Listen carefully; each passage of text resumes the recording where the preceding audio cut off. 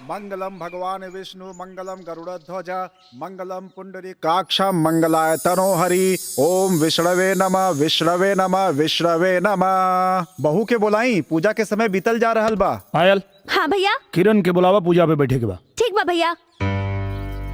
मुझे तैयार होने में आधा घंटा टाइम लगेगा, इंतजार करो। पंडित जी आ गई ना, लोग आ गई ना, मुहूर्त निकल जाता। अब उनके आधा घंटा क्यों बैठ के जो ही। चल चरनिया बैठ, पंडित जी पूजा शुरू करें। चल।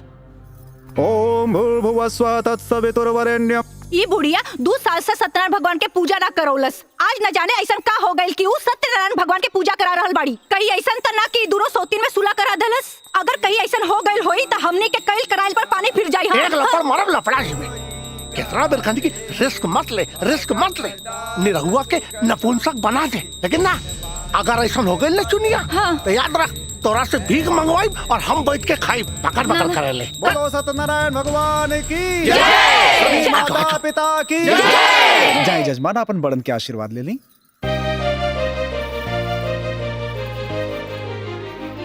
खुश रहा बेटा, खूब खुश रहा। खुश रहा, खुश। सदा सुहागन रहा। अरे दूधन लहा पूतन फला ए दुल्हन। अरे किधर जा रही है? मेरा भी पैर छू।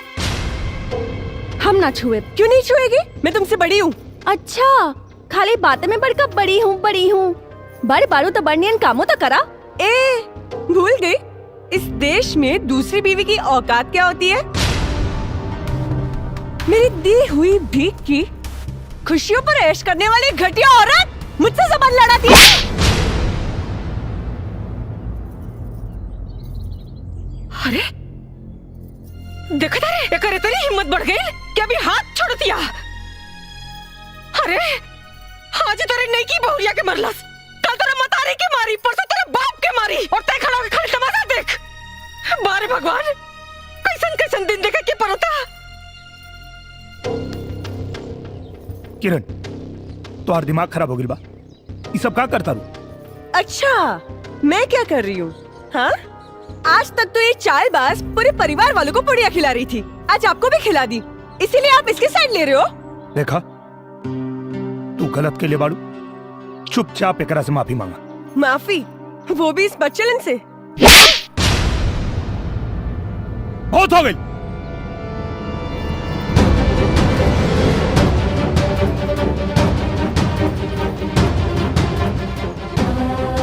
चल दुल्हन, जाए लोग, आप लोग अपने अपने घर जाए। हाँ?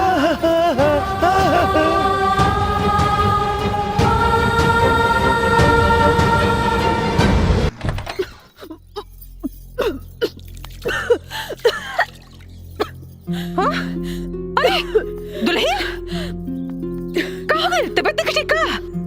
कहाँ गई? हाँ अम्मा जी, तनी उल्टी होता। उल्टी होता? उल्टी होता? अरे बिटिया, उल्टी होता?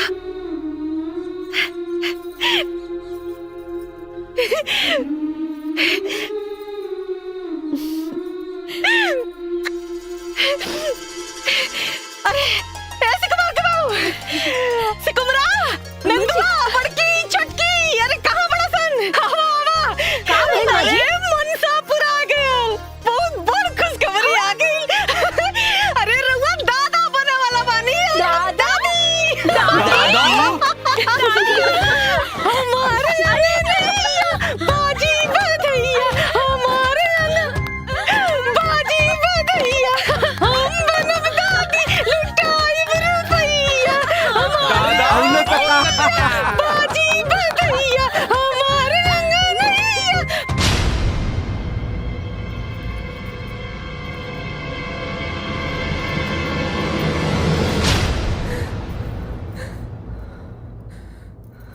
करे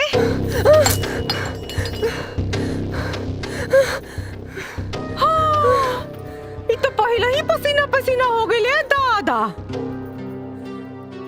हमरा पतो के माई बने का खबर सुन के एकरा तक करे बेटा पर सांप लौटा लगल हो हैं? बड़ा कहत रहे कि खानदान के वंश के आगे न बढ़े दे। देख सुन ले न भगवान, अरे जकर राम रखवैया ओकर का बिगाड़ी कोनो कसैया। अब तै देख पूरा गांव बुलाइब, मिठाई बांटब, नाचब गाइब, खुशी मनाइब, तोरा के चराइब। अरे पहली काम आई जो किनाराम बाबा कैसे तब बीज बनवा के लिया, का पता है डाइन का हमरा पतों का कोख मार देता। सही कहा तारी। कुल खातिन कहेंगे। चल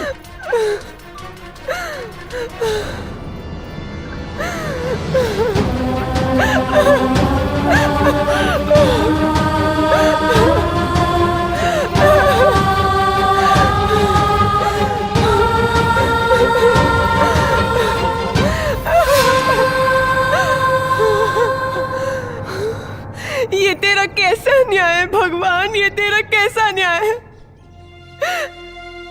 जिसने इस घर को वंश देने के लिए इतनी बड़ी तपस्या की,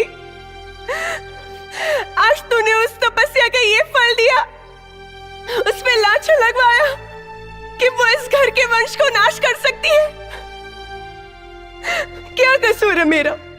यही ना कि मुझे कैंसर है और मैं मरने वाली हूँ, यही ना कि मैं इस भयानक बीमारी के बारे में किसी को नहीं बताया। मेरे देवता समान पति का दिल तोड़ा है मैंने। मैं ऐसा नहीं करती तो क्या करती? अगर मेरे पति को सच्चाई पता चल जाती तो जीते जी मर जाते, लेकिन दूसरी शादी कभी नहीं करते और इस घर को कभी भी वंश नहीं मिलता। इस छोटी सी जिंदगी में तूने बहुत बड़ी परीक्षा ले ली भगवान, अब और परीक्षा मत ले।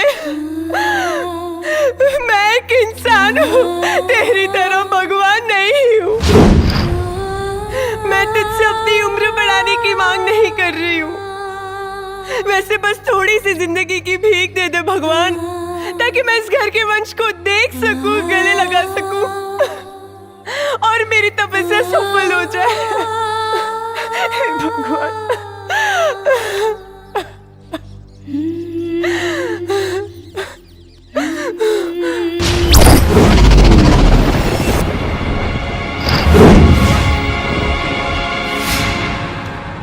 कैसे पता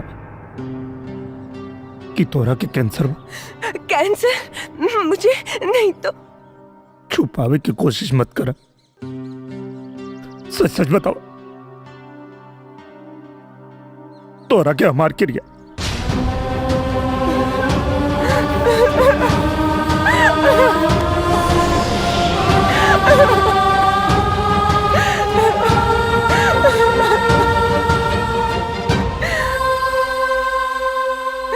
बताओ किरण, बताओ हमरा। अपनी सुहाग रात के दिन जब मैं सजते हुए अपने अरमानों को सजा रही थी, तब मेरी सहेली सोनिया का फोन आया। हाय सोनिया। बेटा मैं डॉक्टर मकवाना बोल रहा हूँ। ओह अंकल आप। बेटी मैं तुम्हारे पापा को फोन लगा रहा था पर नॉट रीचेबल आ रहा था। मैं तुम्हें बताना तो नहीं चाह रहा पर मैं मजबूर हूँ बेटा। अंकल आप पहेलियां क्यों बुझा रहे हैं? साफ साफ कहिए ना। बेटी तुम्हें यूटेराइन कैंसर है, वो भी आखिरी स्टेज पर। हम चाह के भी तुम्हें नहीं बचा सकते बेटी। अंकल क्या मेरी इतनी जिंदगी बची है कि मैं माँ बन सकूं? इस जन्म में तो तुम माँ नहीं बन सकती। हेलो किरण बेटी। अंकल मेरा एक काम मानोगे? हाँ बेटी बोलो। तो आप वचन दीजिए कि इस बीमारी के बारे में हम किसी को भी नहीं बोलेंगे, पापा को भी नहीं।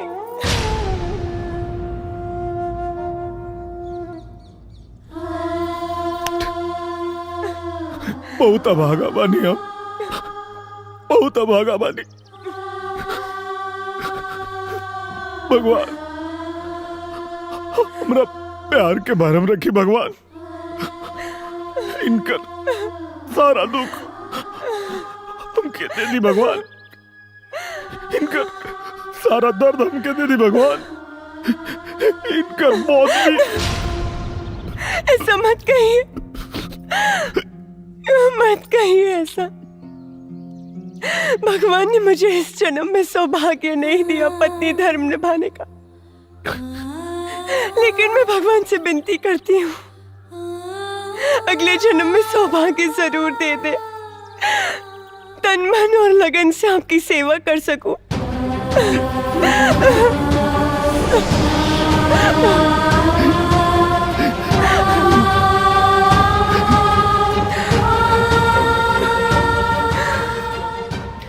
आपको मेरी कसम है, ये बात आप किसी को नहीं बोलेंगे। अगर चांदनी को पता चला तो उसे बहुत दुख होगा। वो माँ बनने वाली है ना।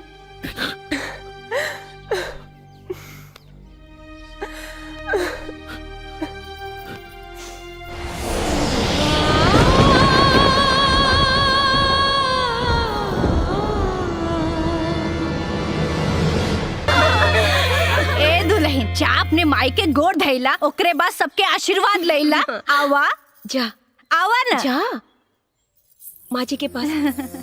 सबके आशीर्वाद लेने की चाहिए।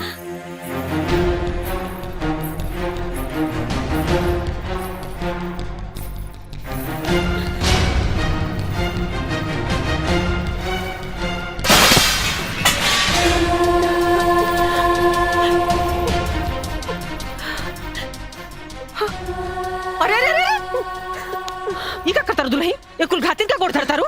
उसे का भइल अम्मा जी, ये अपन सुहाग बटले बाड़ी, तबे तो हम सुहागिन बानी। कहा बोलत? जा, कोना पकड़ के रो।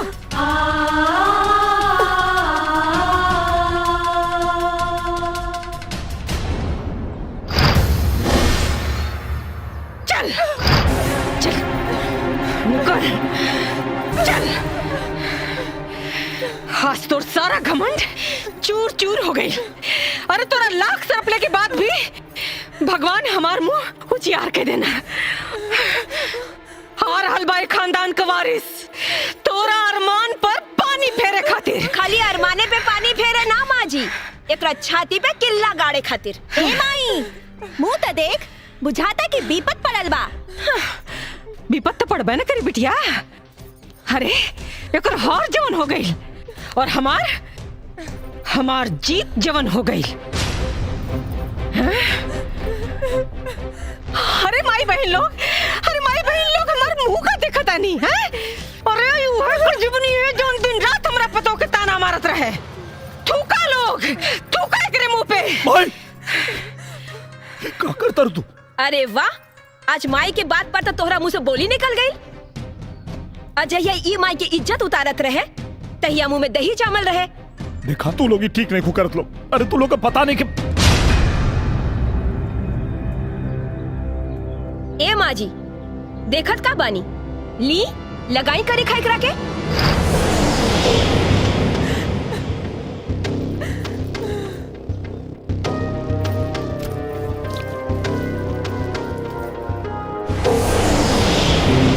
ले जाई लगाई, लगा दी।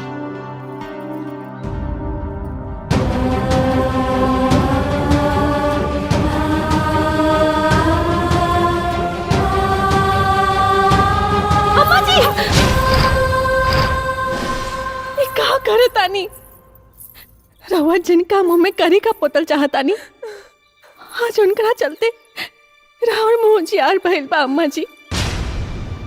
एकरा चलते,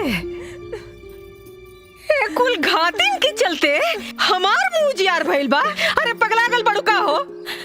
ये गलत नहीं की अम्मा जी, ये तो बस गलत हो गया के नाटक कैली ताकि राहुल बेटा दूसर ब्याह कर सके, हमरा से प्यार कर सके और एक खानदान के वंश मिले। हम तो इनके बहकावा में आवा वाला नहीं की।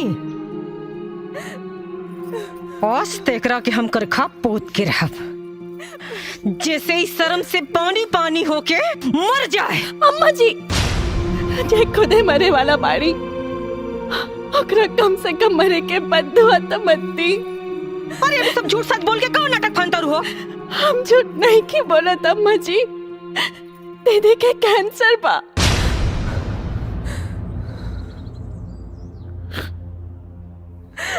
का कर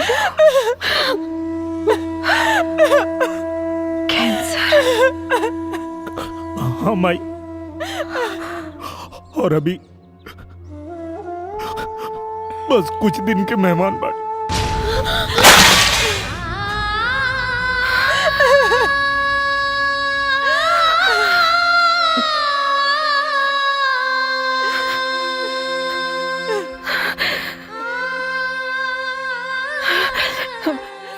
बेटा बेटा बेटा, अरे तू ये खड़ा खड़ा मुंह का तकता रहे। अरे अकेले जो डॉक्टर के यहाँ दिखा, हम अपन घर बेच दे, सारा संपत्ति बेच दे, अरे कुल जमीन जायदाद ठोक दे बेटा, बाकी के बचाला हमरा बिटिया के बचा ले बेटा, हमरा बिटिया के बचा।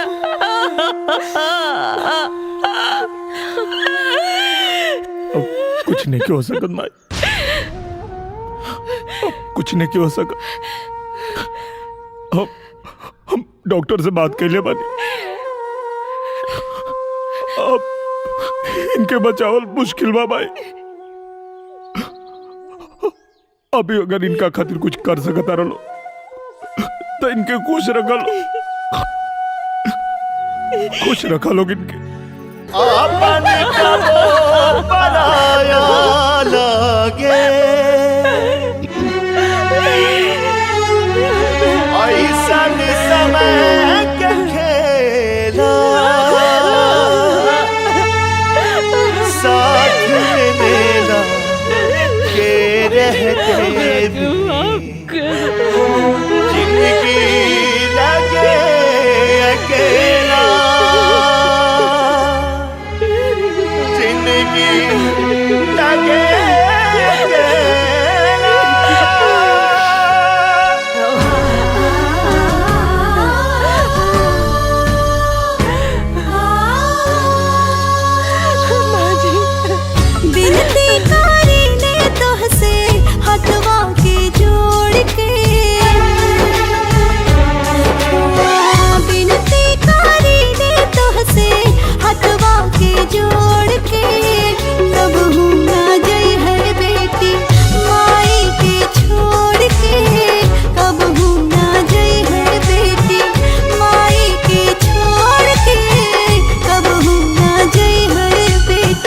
घरवा के लक्ष्मी हो बंधन की तोड़ के, कबहू न जई है बहू हमनी के छोड़ के, कबहू न जई है बहू हमनी के छोड़ के, कबहू न जई है बहू।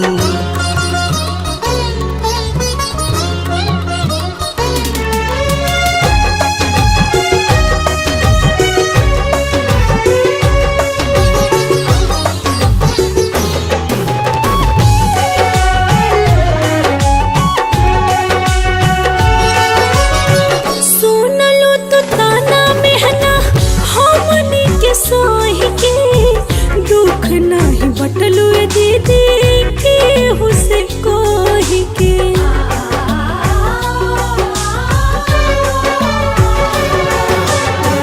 माफ ना विधाता करी है देनी तो के चोट हो, तू ही दे दो माफी दीदी होई तो हुसे चोट हो। किस्मत हमार जे पैनी हमको के जीवन साथी,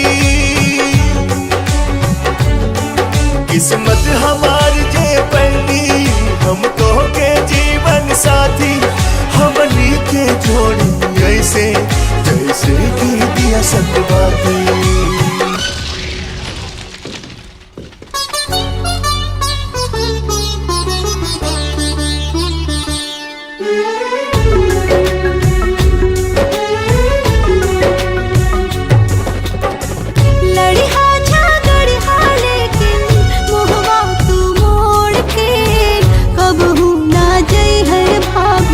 हमनी के छोड़ के कबहू ना जई है भाभी।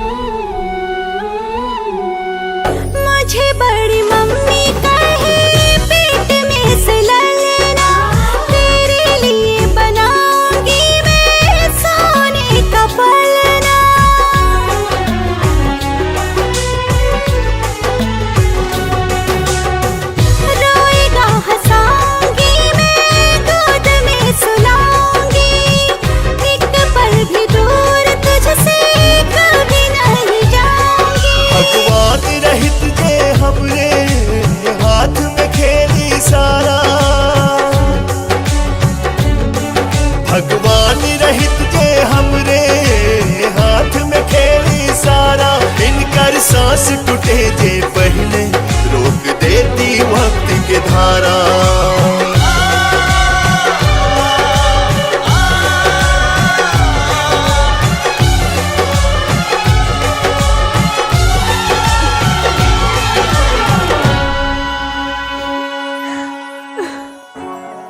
कंधे पर ढोया तुझको कंधा यह तोड़ के, कभी भी न जाना बेटी पापा को छोड़ के, कभी भी न जाना बेटी।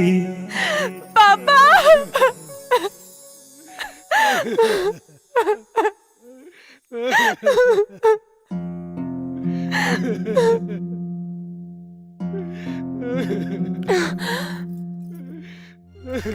पापा आप ऐसे रो रहे हो जैसे मैं कल ही मरने वाली हूँ।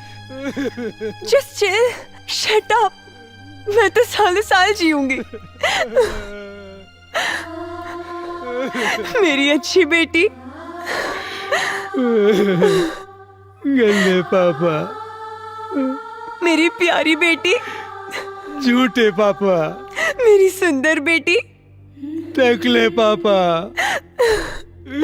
पापा बेटी।